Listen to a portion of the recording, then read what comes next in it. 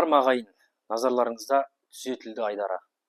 Бүгін тағы да калька мәселесіне айналып соғып отырмыз. Бұл жолы да өзге тілден, әсіресе орысшадан сөзбе-сөз аударылған қазақ тілінің нормасына сәйкес келмейтін, бірақ қолданысымызға еніп кеткен сөздер мен тіркестерге мысал келтіреміз.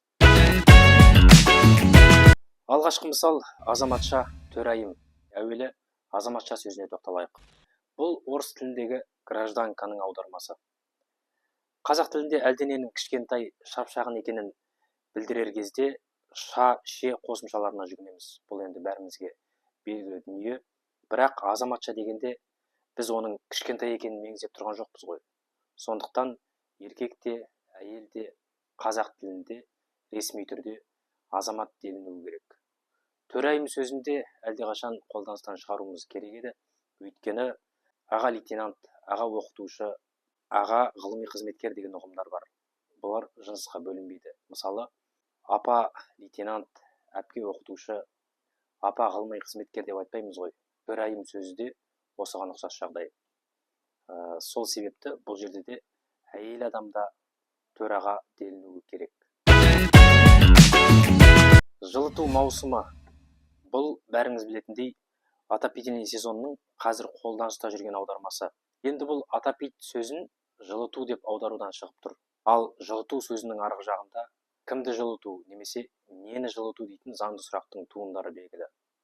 Демек, бұл шала аударма мағынаны толық ашып тұрған жоқ. Дұрысы жылу беру маусымы болуы керек. Ант қабылдау деген бір сөз бар. Принять присяга дегенді біз осылай аударып алдық. Мысалы, жас сарбаздар ант қабылдады деп жатамыз. Ал қазақ қашаннан ант беретін. Осыда біз қай кезде де қазақ тілінде ойланып, сөзді емес, мағынаны аудару керек екенін естеріңізге саламыз. Осы секілді принять лекарство дегенде де дәрі қабылдау емес, дәрі ішу деп аударуымыз керек. Қоғамдық тыңдау, кедендік бақылау. Калька аудармалардың көбіне лық, лік, дық, дік, тық, тік жұрнақтарын жалғауға үйірміз. Бұл да үнемі дұрыс бола бермейді.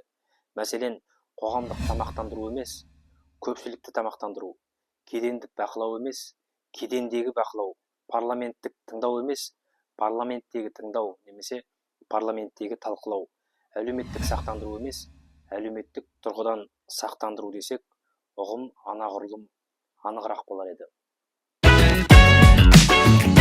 Бағалау және баға беру. Тіл мамандары осы екеуінің де айырмашылығын жиі айтып жүр. Бірақ оған мән беріп құлақ асып жатқандар шамалы сияқты. Оценочный лист дегенді бағалау парағы деп аударып жүрміз.